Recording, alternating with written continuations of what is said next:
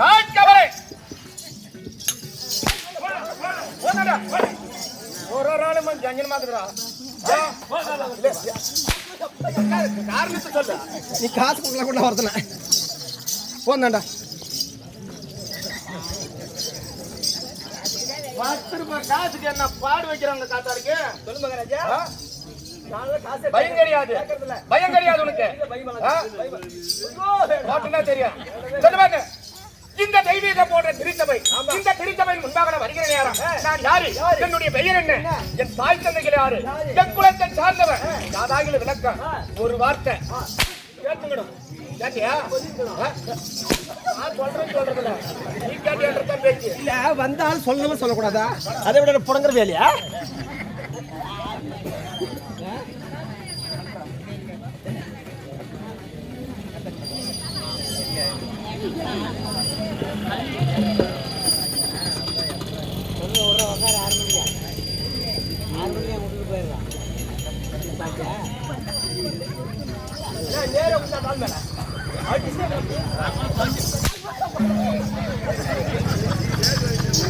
வேற விடுறாங்களா கோனே விடுறாங்களா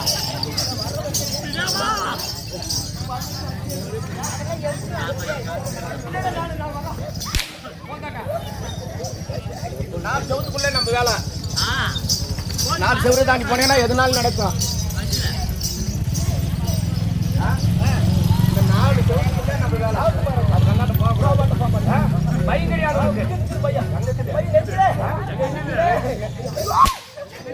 பையன் தாக்கல இங்கே நிற்கணும் அங்க போறதில்ல ஆட்டாடுறதா அவள் நீ அவன் நினைச்சுக்கிறியா அவன்ல அப்போ கண்ணி கூட்டு போங்க அப்படி இருந்தாலும் நான் யார் என்பதை விளக்கம்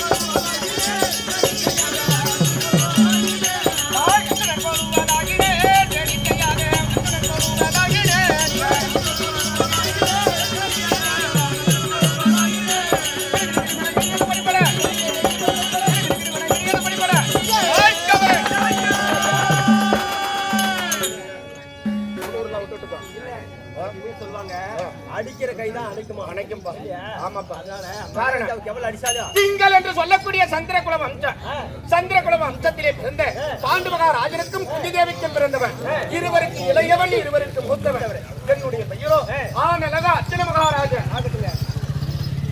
கவலன் என்னுடைய பெயரோ அச்சனாக இருந்தாலும் என் தந்தையாகிய பாண்டு மகாராஜன் ஆதி நாளையில குடிப்படைகளின் குறைகளை தீர்ப்பதற்காக என் தாயாகிய குந்திமந்தாரை அழைத்துக் கொண்டு ஆரணிய வனம் சென்றாராம் வனத்திற்கு சென்று பார்க்கிற நேரம் நடந்தது என்ன அங்கே வனத்தில பார்க்கிற நேரம் அமுதந்த முனிவரும் சினிங் என்ற பெண்ணும் ஆண்மான் பெண்மானாக உருவு கொண்டு காதல் என்பதிலே முகித்துக் கொண்டிருக்கிற நேரம் போயிட்டு வந்து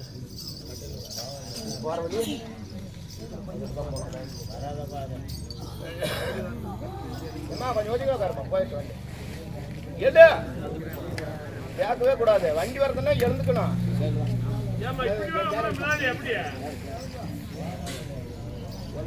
ஒரு வண்டி வருது அப்படின்னு பயந்து எழுறாங்களா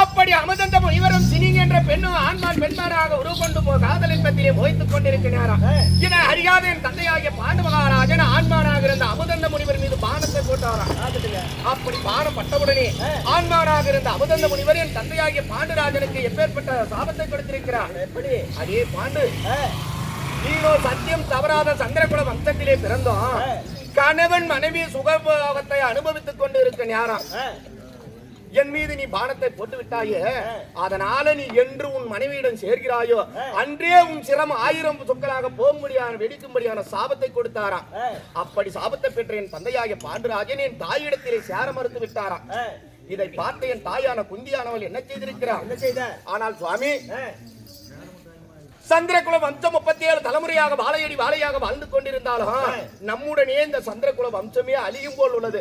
காரணம் பெண்ணிடத்திலே உறவு கொள்ள நீ பயப்படுகிறாய். ஆணும் பெண்ணும் உறவு கொண்டதே உண்டானால் நம்மளுக்கு வாரிசு உண்டாகும், குழந்தையாகும். அதனால உன்னுடைய சம்மதம் இருந்ததே உண்டானால் கணவன் மனைவி சாராமலே குழந்தை பெற்று தருகிறேன் என்று என் தாயான குந்தியானவள் சொல்ல, இதை கேட்ட என் தந்தையான பாண்டு மகாராஜன் சம்மதம் சொல்ல, முதலாக தென் திசை அதிபனாகிய அம்சத்திலே என் அண்ணனாகிய தர்மராஜா பிறந்திருக்கிறார். இரண்டாவதாக வாயுதேவன் அம்சத்திலே என் அண்ணனாகிய மதம் கொண்ட பீமன் பிறக்க, தேவேந்திரன் அம்சத்திலே தேர்விஜயன் நான் பிறந்து, என் சிறிய தாயாகிய மாந்திராதேவிக்கு அஸ்வினி தேவன் அம்சத்திலே நகுல சகாதேவர் என்று 2 குழந்தைகள் பிறந்தது.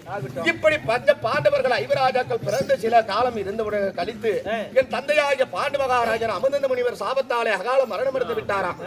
இதை அறிந்த என் தாயான குந்தியானவள் பாண்டவர் ஐவராஜாக்கள் நாட்டிற்கு அழைத்து வந்து சீரும் சிறப்புடன் வளர்த்து வருகிற நேரம் என் பெரியப்பா பிள்ளையாரு குருடமக திருடன் நயவஞ்சக துரியோதனன் நச்சு பாம்பு துரியன் செய்த வஞ்சகம் என்றால் 1000 தலைப்படுத்த ஆதிசேஷனாலும் சொல்ல முடியாது. காரணம் பங்காளியாகிய பாண்டவர்களை கருவிலேயே கொல்லணும், முளையிலே கிளியறணும். பாண்டவரை எப்படி ஆகிலும் படித்து விட்டதே உண்டானால் பங்குள்ள பிரகாரம் பாதி நாடு கொடுக்காமலே வாழ்ந்து விடலாம் என்று ஒரு பொறாமை குணம். அப்பேற்பட்ட பொறாமை குணம் கொண்ட என் பெரியப்பா பிள்ளையாகிய துரியோதனன் செய்த வஞ்சகம் 1000 தலைப்பிடத்த ஆதிசேஷனாலும் சொல்ல முடியாது.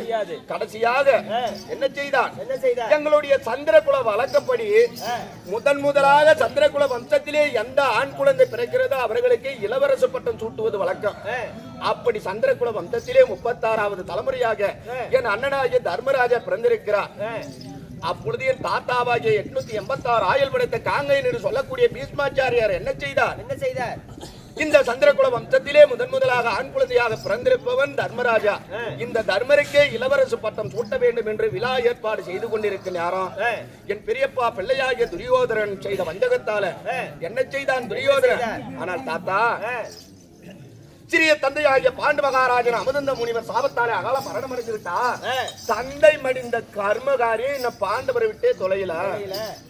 இந்த கர்மம் பாண்டவரை விட்டு தொலைய வேண்டும் என்றால என்னடா செய்வது துரியோதனா என்று என் தாத்தாவாகிய பீஷ்மாச்சாரி கேட்கிற நேரம், இந்த பாவம் பாண்டவரை விட்டு நீங்க வேண்டும் என்றால் 7.5 ஆண்டு தீர்த்த யாத்திரை செல்லணும். 7.5 ஆண்டு தீர்த்த யாத்திரை சென்றது முடித்து வந்ததே உண்டானால் உங்கள் இஷ்டப்படியே தர்மராஜாவுக்கு இளவரசு பட்டம் சூட்டுங்கள் தாத்தா என்று துரியோதனன் சொல்ல, இதை உண்மை என்று நம்பிவிட்டார் என் தாத்தாவாகிய பீஷ்மாச்சாரி. அப்படி என் தாத்தாவுடைய வார்த்தையை கேட்டு பாண்டவர்கள் ஐவராஜாக்கள் தாயான குந்தியை அழைத்துக் கொண்டு 7.5 ஆண்டு தீர்த்த யாத்திரை சென்றோம். 7.5 ஆண்டு முடித்து விடிந்தால் அஸ்தினாபுரம் வருகிற நேரம் பாவியான துரியோதனன் என்ன செய்தான்? காரணாவதம் என்று சொல்லக்கூடிய ஆற்றங்கரை ஓரத்திலே அரக்கினால் மாளிகை கட்டி ஐவராஜாக்களும் தாயான குந்தி தேவி அதிலே ஓரிரவு தங்க வைத்து தீயிட்டு கொல்ல நினைத்தான். அதிலும் தப்பித்து பிழைத்தோம். காரணம் அரக்கு மாளிகையிலே இருந்து தப்பித்த பாண்டவர்கள் சுரங்கத்தின் வழியாக 300 மங்கலம் சென்று இடும்பாசூரனை கொண்டு என் அண்ணனாகிய மதம் கொண்ட பீமனுக்கு இடும்பாவதியை திருமணம் செய்தோம். என் அண்ணனாகிய பீமனுக்கும் இடும்பாவதிக்கு பிறந்தவன் கடோரகஜன் என்ற ஒரு ஆண் குழந்தை பிறக்க, அந்த கடோரகஜன் என்ற ஆண் குழந்தையை இடும்பாவனங்களை விட்டுவிட்டு பாண்டவர் ஐவராஜாக்கள் தாயோடு எங்கே சென்றீர்கள்? வேத்திரகிரிகரம் என்று சொல்லக்கூடிய பிராமணர்கள் மட்டுமே வாழக்கூடிய அகரகரா என்று சொல்லக்கூடிய அந்த நகருக்கு சென்று பார்க்கிற நேரம் இந்த உலகம் பேசிக் கொண்டிருக்கிறது. என்னவென்று பாவியான துரியோதனன் பங்காளி என்று பாராமல் ஐவராஜாக்களும் தாயான குந்தியோடு அரக்கு மாளிகையிலே தீயிட்டு கொடுத்து விட்டான். பாண்டவர் ஐவராஜாக்களும் மடித்து விட்டார். அப்படி என்று உலகம் பேசிக் கொண்டிருக்க நேரம் இதுல மிகவும் சங்கடப்பட்டவர் யாரு? பாஞ்சால தேசத்தை ஆளக்கூடிய பாஞ்சால மன்னன்.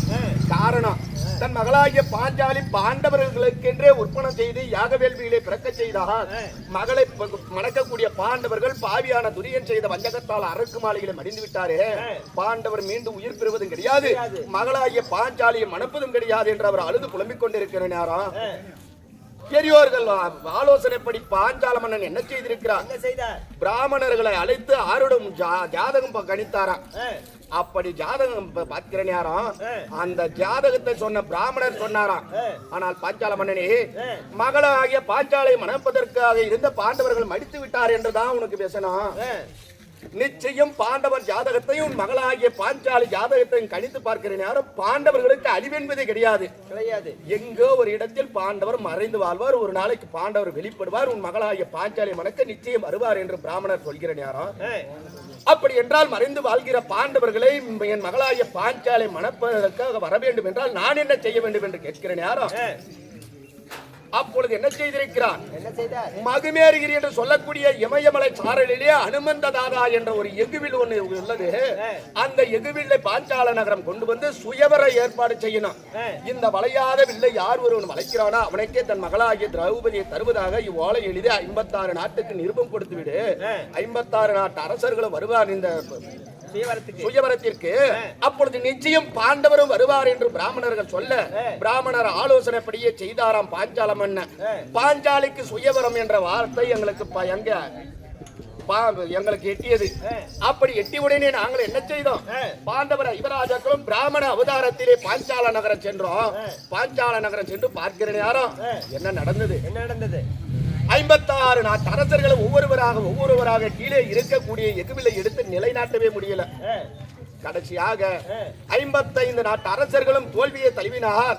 அப்பொழுது அந்த சபையிலே எழுந்து நான் கேட்கிறேன், இந்த சுயவரத்திற்கு தலைமை தாங்கியவன் பாஞ்சாலியுடனே யாக வேள்வியிலே பிறந்த துஷ்ட தூய்மன் தலைமையாக இருக்கிறார். அந்த துஷ்ட தூய்மன் இடத்திலே கேட்டேன், ஆனால் ஐயா, இந்த நாட்டை ஆளக்கூடிய ஒரு அரசன் தான் இந்த வில்லை வளைக்க வேண்டுமா? மாற்றான் ஒருவன் வளைத்தாலும் உன் தங்கையான மயில்கண் திரௌபதியை மனமுடித்து கொடுப்பீரா என்று நான் கேட்கிறேன். யாரும் துஷ்ட தூய்மன் சொன்னான். ஆனால் பிராமணா, 55 நாட்டு அரசர்களும் இந்த வளையாத எதுவில்லை ஒருவரும் எடுத்து நிலைநாட்ட முடியவில்லை. எந்த மதத்தை சார்ந்தவராக இருந்தாலும் தெரியே, இந்த வளையாத வில்லை யார் ஒருவன் வளைத்து நானேற்றி மேலே சுழண்டு கொண்டிருக்கிற மச்சத்தை கீழ்ப்பாவனையாக ஒருவன் அரிக்கிறானோ அவனுக்கே என் தங்கையான பாஞ்சாலி தருவதாக அவன் சொல்ல, அப்பொழுது நான் என்னடா செஞ்சேன்? சந்தோஷமாக ஓடினேன். கீழே இருந்த வளையாத எதுவில்லை எடுத்து வளைத்து மேலே சுழண்டு கொண்டிருக்கிற மச்சத்தை அறுத்து மயில்கண் திரௌபதியை கைப்பு கரம் பிடிக்க சிரிப்பு. கல்யாணம் பண்ணவன் கல்யாண மனைவி எனக்குதான் சிரிப்பாரு.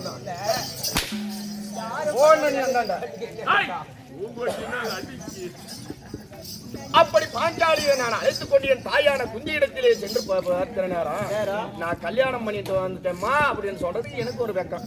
அம்மா கிட்ட சொல்றேன், சொல்லமா? சொல்லலாம் சொல்லிட்டு நான் அம்மா கிட்ட கல்யாணம் பண்றது அம்மா கிட்ட தான் கேட்டதே. ஏமா கல்யாணம் பண்ணி பண்ணம்மா?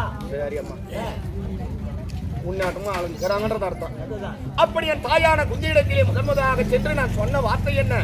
ஆனால் அம்மா, பாஞ்சால நகரம் சுயவரத்திற்கு சென்றேன். அந்த பாஞ்சால நகரத்திலே இருந்து ஒரு கனியை கொண்டு வந்திருக்கிறேன் தாயே என்று என் தாயிடத்திலே சொல்ல அப்படி சொன்ன உடனே தாயான குந்தியானவள் என்ன சொன்னா, கண்ணே அர்ஜுனா, பாஞ்சால நகர சுயவரத்திற்கு சென்றால் பாஞ்சால நகரத்தில் இருந்து ஒரு கனி கொண்டு வந்து இருப்பதா உண்டாயானா ஐவராஜாக்களை ஆளுக்கு கொஞ்சமா பகிர்ந்து சாப்பிடுங்கடா அப்படி என்று என் தாயாகிய குந்தியானவள் சொல்ல, ஆனால் அம்மா, நான் கொண்டு வந்திருப்பது கனி கிடையாது, ஒரு புஷ்பத்தை கொண்டு வந்திருக்கிறேன் என்று சொன்னேன்.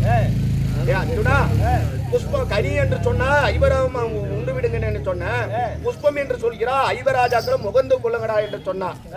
கடைசியாக என் தாயிடத்திலே நான் சொன்ன வார்த்தை, ஆனால் அம்மா, பாஞ்சால நகரத்திலே இருந்து நான் கொண்டு வந்திருப்பது கனியும் கிடையாது, பூவும் கிடையாது, ஒரு கன்னியை கொண்டு வந்திருக்கிறேன் என்று சொன்னேன்.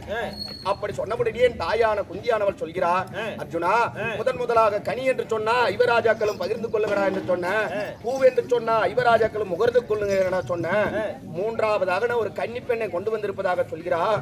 இதுக்கு நான் மாற்று கருத்து எதுவும் சொல்ல முடியாது, ஐவராஜாக்களும் மணந்து கொள்ளுங்கள் என்று என் தாயான குந்தியானவள் சொன்னார். என் தாயுடைய வார்த்தையை கேட்டு பத்தினி பாஞ்சாலையை நாங்கள் பாண்டவர் ஐவராஜாக்களும் மனம் முடித்து இந்திர பிரசங்களை சீரும் சிறப்புமாக வாழ்ந்து இருக்கிற நேரம் நடந்தது என்ன? ஒரு நாள் நாங்கள் வாழக்கூடிய இந்திர பிரசங்கத்தை தேடி உலக சஞ்சாரியான நாரத மகாமுனிவர் வருகிறார். அப்படி வந்த நாரதன் என் அண்ணனாகிய தர்மனிடத்தில் என்ன சொன்னார்? ஆனால் பாண்டவர்களே, உலகமே போற்றக்கூடிய உத்தமராக இருக்கக்கூடிய பாண்டவர் ஐவராஜாக்களுடைய தந்தையான பாண்டு மகாராஜன் மடிந்து சொர்க்கமும் சேரவில்லை, நர்க்கமும் சேரவில்லை, நடுவழியிலே வவ்வால் பஜ்ஜியாக தலைக்கீழாக தொங்கிக் கொண்டிருக்கிறார். இதனை கண்ணார கண்ட. அப்படி உன் தந்தையாகிய பாண்டு மகாராஜன் சொர்க்கப்பதி அடைய வேண்டும் என்றால் உலகிலே உள்ளது யாகம் 32 யாகம். 32 யாகத்திலே தியாவர்களாலே செய்ய முடியாத யாக ராஜசேய யாகத்தை செய்ததே உண்டானால் தந்தையான பாண்டு மகாராஜன் சொர்க்கப்பதி அடைவார் என்று உலக சஞ்சாரியான நாரதன் சொல்ல, நாரதன் வார்த்தையை கேட்டு பாண்டவர் ஐவராஜாக்களும் மாமாவாகிய ஸ்ரீமந்த நாராயணனை துறை கொண்டு யாரும் செய்ய முடியாத ராஜசூய யாக வேள்வியை செய்தோம். இந்த ராஜசூய யாகத்திற்கு வந்தவன் என் பெரியப்பா பிள்ளையாகிய குருடு மக துரியோதனன் ஒருத்தன். அப்பேற்பட்ட துரியோதன யாகத்திற்கு வந்திருக்க நேரம் எதுவுமே விளையக்கூடிய இல்லாத சுண்ணாம்புக்கள் மேடு ஈச்சங்காடு இப்பேற்பட்ட நாட்டை பாண்டவர்களுக்காக பாகமாக கொடுத்தோம். உலகிலே தியாவர்களாலே செய்ய முடியாத ராஜசூய யாகத்தை செய்து வெற்றி கண்டு விட்டாரே, இனிமேல் பாண்டவரை கொல்லவோ வெல்லவோ முடியாது என்று பொறாமை கொண்டவன் இந்திர பிரசங்கத்தில் இருந்து அஸ்தினாபுரம் போனான். அஸ்தினாபுரம் சென்ற துரியோதனை என்ன செய்தான்? மகனாகிய லக்னகுமாரனுக்கு பூணூல் கல்யாணம் என்று பொய்யோலையை எழுதி எங்களுக்கு மீண்டும் அனுப்பினான். பொய்யோலையை மெய்யோலை என்று நினைத்த பாண்டவர்கள் நாங்கள் என்ன செய்தோம்? தேவியான பாஞ்சாலை அழைத்துக் கொண்டு ஐவராஜாக்களை அஸ்தினாபுரம் போனோம். அஸ்தினாபுரம் சென்று பார்க்கிற நேரம் பாவியான துரியான அத்தானாகி ஜகனை விடுத்து சூதினால் பகடையாடி நாடு நகர நவனிய செங்கோல் ஆணைக்கேன பட்டு கொண்டார் உப்பு சக்தி அரகோடு அனைத்தும் பறித்தான். அப்படி பறித்த துரியோதன ஒரு கட்டளை இட்டான். என்ன கட்டளை? சூதாட்டத்தால் தோற்ற நாட்டை பாண்டவர்கள் பெற வேண்டும் என்றார். ஆரண்ய வனவாசம் 12 ஓராண்டு அஜ்ஞாவாத வாசம் 13 கழித்து வந்தால் பங்குள்ள பிரகாரம் பாதி நாடு தருவதாக கட்டளை. குரு பெரியோர்கள் வார்த்தைக்கு கட்டுப்பட்ட பாண்டவர்கள் நாங்கள் என்ன செய்தோம்? தேவியான பாஞ்சாலை அழைத்துக் கொண்டு ஆரண்ய வனவாசம் 12 முடித்தோம். ஓராண்டு விராட நாட்டிலே அஜ்ஞாவாத வாசத்தை கழித்தோம். 13 கழித்து வந்து உபலாயத்திலே தங்கிக் கொண்டு உலக மகாமுனிவரை முதலாக நாங்கள் தூதனுப்பினோம். காரணம் என்ன? அடே துரியோதனா, நீ நிட்ட கட்டளைப்படி பாண்டவர்கள் 13 கழித்து விட்டார். பங்குள்ள பிரகாரம் பாதி நாடு கொடுக்க வேண்டும் என்று நாங்கள் சொல்கிற நேரம் பாவியான துரியோதன் கொடுத்தானா? நாடு கொடுக்க மறுக்கிறான். இரண்டாவதாக சஞ்சய முனிவரை எதிர் தூதாக அனுப்பினான். நாடு கொடுக்க மறுத்தான். இரண்டாவதாக நாங்கள் அல்லிக்கும் எனக்கும் பிறந்தவன் புலியேந்திரனை இரண்டாவது தூதாக அனுப்பினோம்.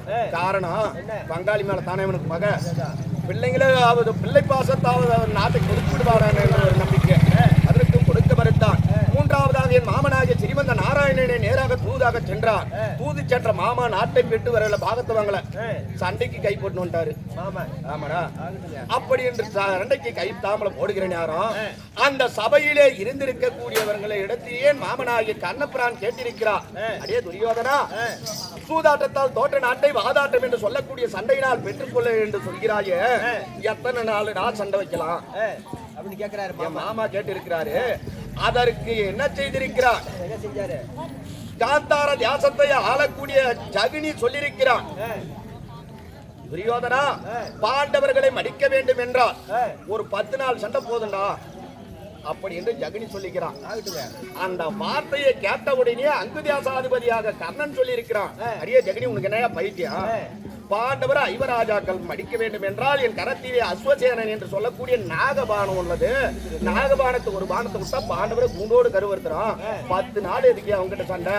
8 நாள் போதியா போதும் சொல்றாரு கர்ணன். இவன் 8 நாள் என்றான், அவன் 10 நாள் என்றான். அப்பொழுது என் மாமனாகிய கண்ணபுரான் சொல்லி இருக்கிறான், ஜகினியும் முக்கியமானவனே, கர்ணனும் முக்கியமானவனே, இந்த இருவருடைய வார்த்தையை தட்டக்கூடாது என்று 18, 18 நாள் என்று சொல்லக்கூடிய பாரத போர் துவங்கியா. பாரத போர் துவக்கம் 1, 2 என்று சொல்லக்கூடிய 16 நாள் சண்டை முடிந்தது. முதல் நாள் சண்டையிலே பாண்டவருக்கு தோல்வி, கௌரவரது வெற்றி. மீதி அனைத்து தினமும் பாண்டவரதே நாங்கள் எங்களதே வெற்றி. நேற்றோடு 16வது நாள் சண்டை. பாவியான துச்சோதனம் அடிந்தான். குருவாகிய துரோணாச்சாரியார் நேற்றைய தினம் அடித்தார். விடிந்தால் 17 என்று சொல்லக்கூடிய 17வது நாள் பாரத போர் துவக்கம். பாண்டவர் தரத்திலே யாருக்கு ஜானாதிபட்டம், யார் யாருடன் சண்டை செய்ய போவது என்று எனக்கு ஒன்றும் தெரியாது. இருந்தாலும் 1வது நாள் சண்டையிலிருந்து 16வது நாள் சண்டை வரைக்கும் முதலாக பாண்டவர் நாங்கள் தூங்கி எழுவதற்கு முன்பதாகவே எங்க மாமா வந்துருவாரு. இன்னாரு தாண்டா இன்னைக்கு சண்டைக்கு போனோம், இன்னாரு தாண்டா இன்னைக்கு ஜானாதிபட்டம். இன்றைய தினத்துல என் மாமனாகிய கண்ணபிரான் வர தாமதம். என்ன காரணம் தெரியல, என்னன்னு தெரியல. அதனால என் மாமனாகிய கண்ணபிரானை அழைத்து நாளைய தினம் 17வது நாள் சண்டைக்கு யாருக்கு ஜானாதிபட்டம், யார் யாருடன் சண்டை செய்வது என்று ஆலோசனை செய்யணும். அதனால எங்க மாமாவை நினைக்கணும். பயப்படலாம்.